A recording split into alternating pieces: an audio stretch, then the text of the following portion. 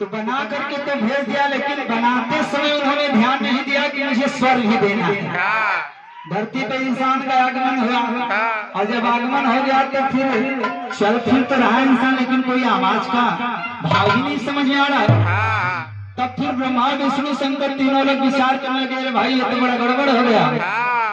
जब इतना सुंदर लोगों को बनाया गया, इनके अंदर स्वर ही नहीं होगा तो फिर कोई मतलब नहीं होगा। तब ब्रह्मा जी ने एक रचना किया था जिन्हें सरस्वती का रूप कहा जाता है।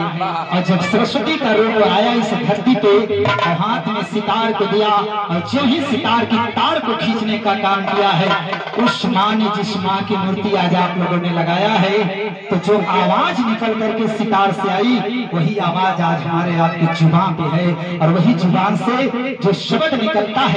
इसलिए मेरी माताओं बहनों, ये भौरा हर मंच से कहता है, जो भी आप शब्द बोल रहे हैं, ये आपका शब्द नहीं है, ये माँ सरस्वती का शब्द है। इसलिए वो शब्द कभी कटु नहीं होना चाहिए। लेकिन हम आपका परिवार क्या करता है, अपनी माँ को माँ है मानता है, लेकिन अपने पति के माँ को फुटही आँखी देखता है की जिम्मेदारी दे दिया। और आप सोच रही हैं कि सासू की सेवा नहीं करनी चाहिए, बस माँ की सेवा करनी चाहिए।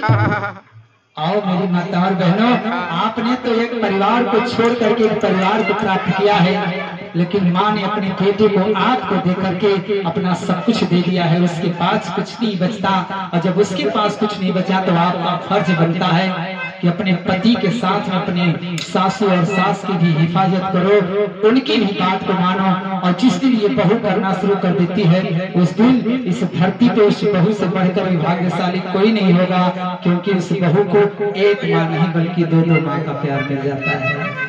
इसलिए आओ अपनी माँ को भाव देना शुरू कर दो। इसलिए वो शब्द सितार का देना चाहिए। अरे मैया के हाथ में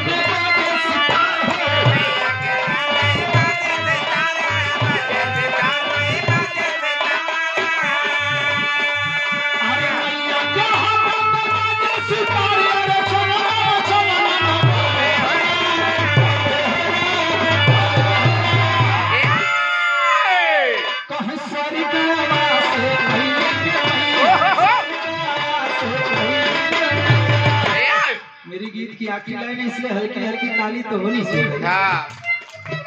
नहीं किसी के लिए तो अपनी अपनी माँ के लिए ताली होनी चाहिए। इसलिए दोनों हाथ उठा के हल्की हल्की ताली बजाइएगा अपनी माँ को आवाज देने के लिए। अरे सारी आवाज